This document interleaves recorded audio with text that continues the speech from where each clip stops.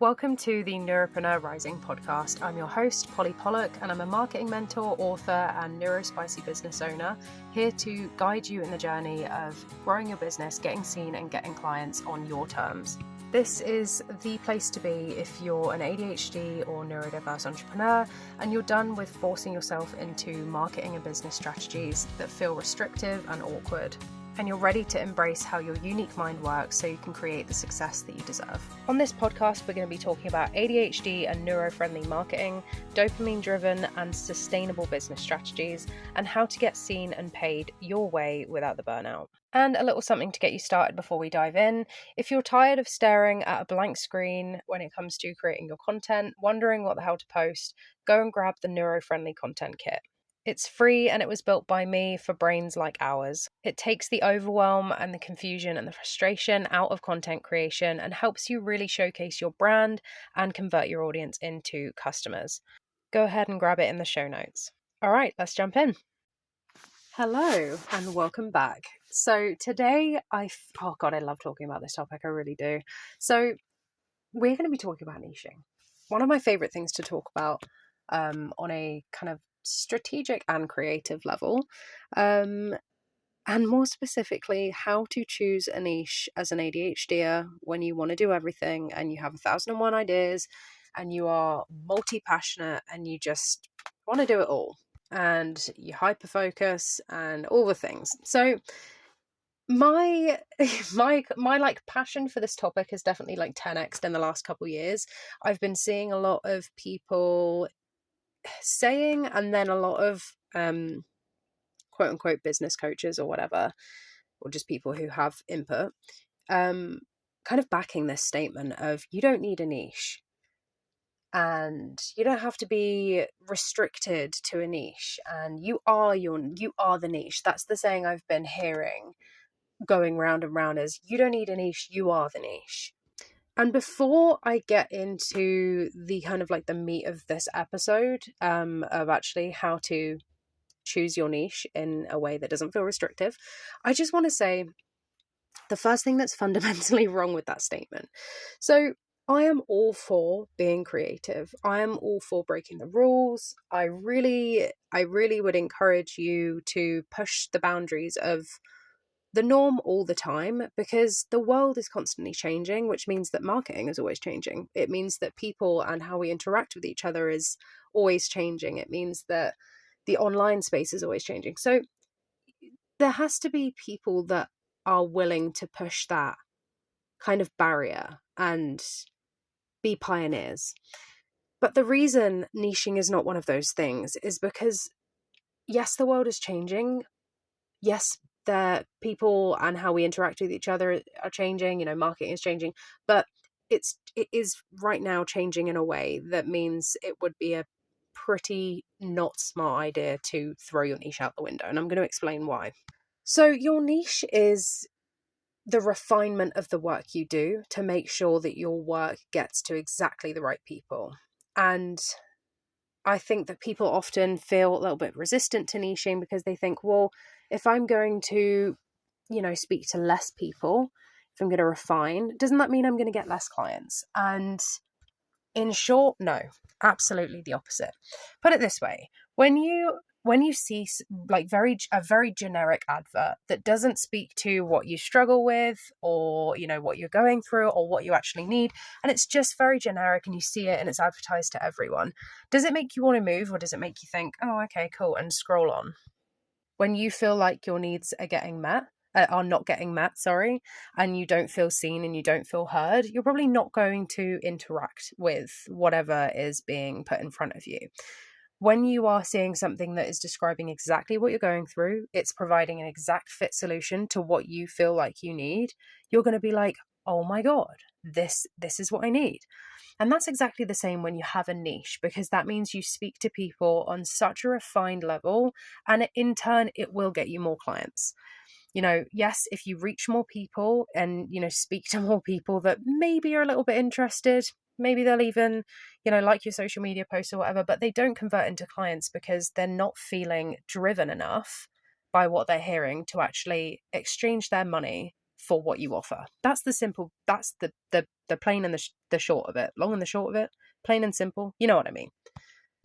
Now, on the topic of breaking the rules and pushing the boundaries, the reason why niching isn't one of those things is because we are seeing a hugely rapid increase of people starting businesses, people coming online, setting up as coaches, mentors, healers, service providers, whatever it is. We have got a massive uprising of people starting businesses and all going towards very similar paths.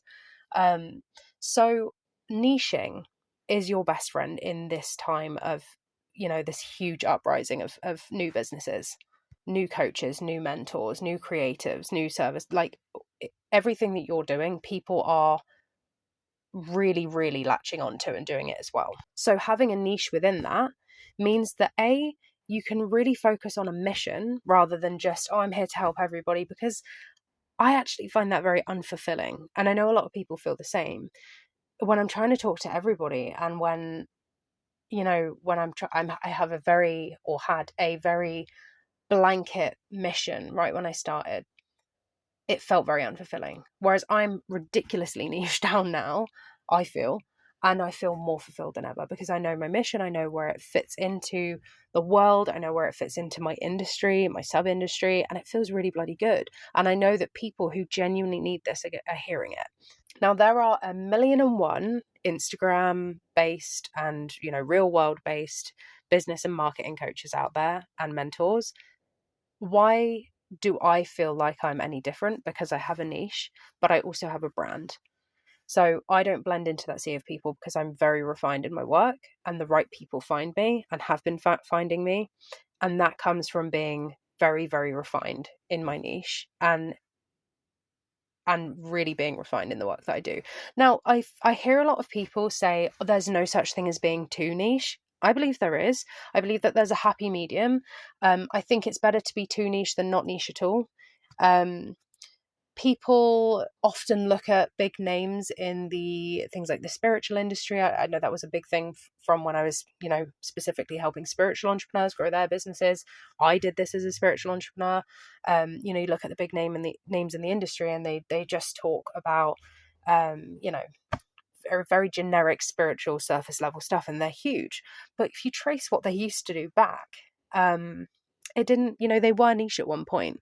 But even so, and I think that a lot of us will agree, a lot of that stuff is driven from ego and not mission driven. I know that's probably a bit racy and a bit of you can't say that, but I see through it, and I think a lot of people do. And I'm not trying to be harsh by saying that. I'm just saying, do we want a world where people are regurgitating the same message over and over, or do we want people who are here to change the world? That's all I'm going to say. And in my opinion, having a niche separates you from what is already being said 1,000 times over, and it's a way for you to create change. That's my view, and that's from my experience working with people who refuse to have niches and people who really go all in on their niche. There is a clear winner of who ends up doing better in business. The thing that people say around, you are the niche, you don't need a niche, that is purely, I think, down to a lack of being able to differentiate a couple of things. So what people really are saying, and they don't know this when they are saying it, is you need a brand. So you need a niche and a brand. So when people say you are the niche, what they mean is you can't just have a niche alone. If you don't have a brand, the basis of your marketing will feel difficult. But then if you don't have a niche, that's also going to feel difficult because you don't know where to position your work, and you don't have a place really for people to be directed to. And if you're running a business, that's a very important part, is knowing how your services and what you provide fits in. But really what people mean when they say that you don't need a niche, or I don't need a niche and I am the niche, no, you are your brand. You are your brand. You're not your niche. That's the thing that I see, and it's a shame when I see that, and I see it all the time on threads, and I'm thinking, oh geez, man, the temptation to be like, no, what you mean is you are your brand, please don't give up your niche. But I obviously don't, but in my head internally I do. And so it is a shame when I see that, because I'm thinking, oh, it's just a simple confusion. And if we were taught about that a little bit more online rather than the quick fix stuff, then, maybe people would be a bit more educated. But anyway, it's just one of my nerdy pet peeves there. So you need a brand and you need a niche at the same time. So why do ADHDers and neurodiverse entrepreneurs struggle so much with niching down? So we are very kind of caught up sometimes in shiny object syndrome. Every new idea kind of feels like the one for ADHDers especially. And every new idea feels so overwhelmingly good when it comes in, because it just gets you freaking high on that dopamine. And then you're like, oh, maybe it's not that. And the doubt starts to creep in, and oh, maybe it's not that. Maybe I should go back. Maybe I should flip flop. And that's where the inconsistency kind of comes in. So really having boundaries with that shiny object syndrome is so important when you're first in that sort of clarity stage of, okay, what's my niche, or even rebranding, re-niching, is so important to just let yourself think on things. Yes, I do believe that our one of our best kind of strengths in business is to act on intuition and that gut inspiration, but sometimes you just need to take a minute to chill and think about it before you put anything into practice. I'm still guilty of this. I will say, I ain't gonna lie to you. I'm not here to lie to you. Sometimes I still fall into that trap and I have to catch myself on, and I'm like, shit, let's just sleep on it for a little bit. The fear of rejection. Second point, rejection sensitivity is a huge thing for ADHDers especially. And it's really a really, really hard thing to overcome when you're in that niching stage and you think, oh God, I don't know, because if I go that niche, what if people don't like me? What if people have something to say? What if I'm not helping everyone? I want to help everyone, all that stuff. And you can't. That's the number one rule with running a business, with growing a business. You can't help everyone. You can't be generic. That is really, as harsh as it sounds, that's what it comes down to. Again, you kind of, I think, have to see it happen in your own business first to actually be able to trust that, oh, okay, if I do go niche, that is safe, because actually it does attract more people. I can tell it to you 1,000 times over, but until you see that in your own business with results, that's going to be a difficult thing for you to get into your head. It was for me. And it's because our brains work off of trust. It's a very real thing. We need to prove to ourselves, oh yeah, no, that can happen. And that's the reality of it, and that's okay. So a couple of points to reframe how you feel about niching. If niching does feel a little bit uncomfortable, or you're like, oh God, I don't know, it feels a little bit icky or restrictive, let's just do a little bit of perspective shifting here. So one thing I want you to try and think about first is, you don't have to do one thing forever. You don't have to do this thing forever. The likelihood of your business pivoting and shifting is very, very likely. Whether you are just starting out in your business and you're listening to this, whether you're 2 years in, whether you're 10 years in and you've not your first rodeo and you've been through pivots before, you don't have to do one thing and this one thing forever. Just choosing the niche that feels good and makes sense for you now. And all of this, I go into in my programs, in my mentorship, everything. We go on so deep into niche clarity. It's not just like, oh, what do you want to do for your niche? It's like, no, we go into market research. We go into looking at, the overall bigger market, how the online space is looking these days, what your passions are, what your unique methodology is, where your experience. We go so deep into it, because a niche is not just like, oh, I fancy doing this. And that's also another trap, is choosing. God, this is another thing I see a lot of on threads, is like, your niche needs to be just what you want. And if it's not the thing that you 100% want to do, don't listen to what your audience wants. It's about what you want. And that is just, oh God, it fucking sends me. That's the worst advice, to be honest, because it's about finding a middle ground. So also looking at what you want to do. Yes, it's so important. If you don't want to do your work, then it's going to feel pretty rough every day trying to do that work. But also looking at what is being asked of you from the world, from, people, from your audience, through the people that you've already served, and looking at that. I think one of the most common mistakes I see is that people don't listen to their market, and then they wonder why their business isn't working out. It's again, a tough thing to kind of get used to. So that's another thing. A second kind of shift is, yeah, just think of your niche like a doorway. And once people are in your world working with you, they get to see everything else about you and your work that is incredible. Marketing, I mean, you can only do so much in marketing, but the job of your marketing is to direct your work, what you do yourself, direct your services in a way that speaks to and gets the attention of the right people. Then once people are in your world, they can experience it all. Testimonials comes out, your reputation builds, word of mouth, all of that. But think of your niche as a kind of like just like a line of direction.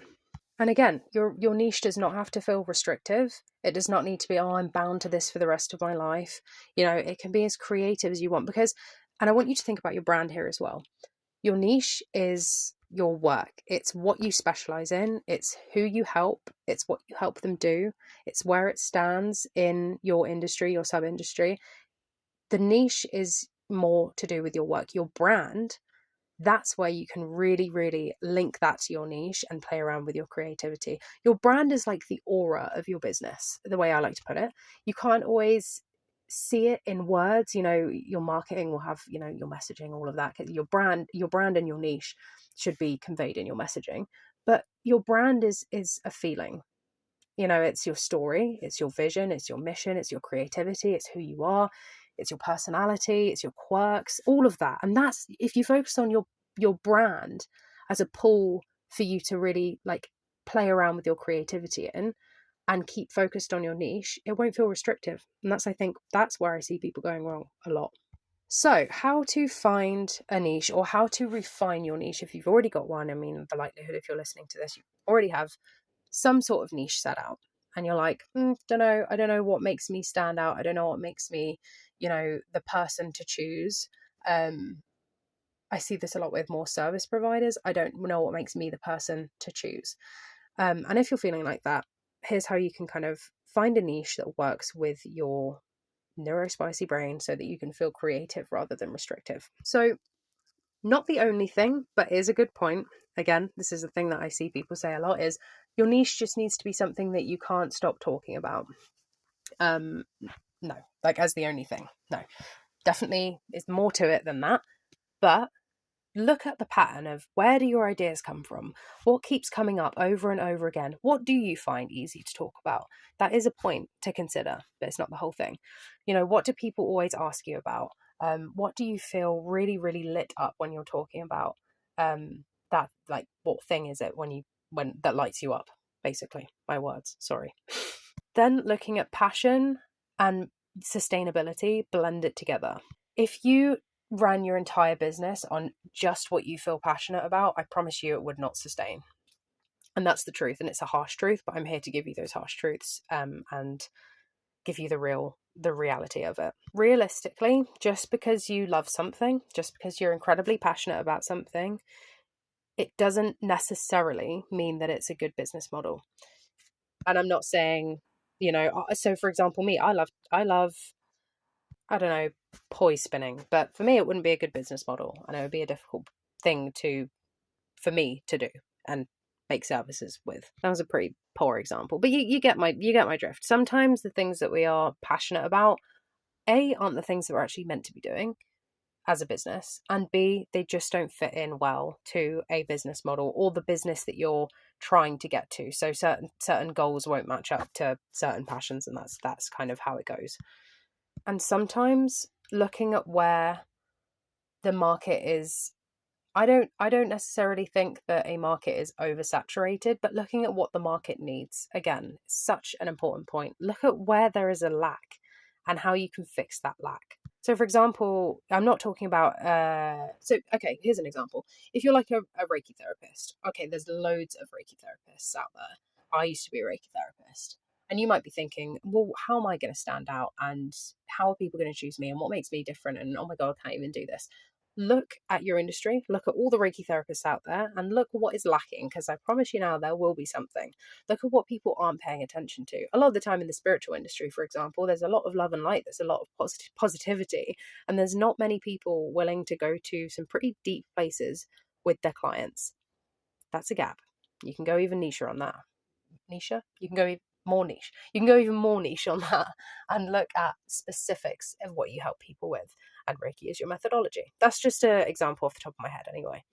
Point 3, talking to your audience. Talk to your audience about your niche pivot. Find out what people want. Where are people feeling like they are needing more from you and needing more from the industry itself? Like, don't be afraid to get feedback, because realistically, we can play the guessing game of, oh, would this niche work? Or is that really what I want to do? Or blah, blah, blah, blah. But if we're not doing the research, if we're not talking to other humans about what they need, like, how are we meant to know? And again, this trap that people fall into is, oh, I'll just do what so-and-so's doing. You know, they're making good money, they have X amount of followers, oh, they did this and people like them and whatever it is. You know, that is the worst thing to do, because if you're just going to then copy someone else, that means that everyone else is probably doing the same thing, which means that there is probably a really obvious gap or few gaps in your industry that no one is filling.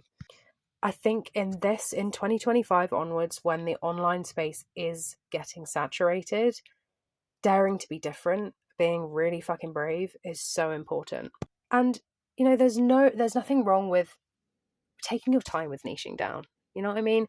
With anything, whether it's niching down or expressing yourself more online or in your marketing, your body wants to feel safe and your mind wants to feel safe while doing that. And that takes time. And, you know, I will never, when you know, we talk about authenticity and, you know, being yourself in your marketing, when I'm talking about that with clients, I will never say, oh yeah, just go on, post like 10 things and just do it and you'll you know, it's like ripping off the band-aid.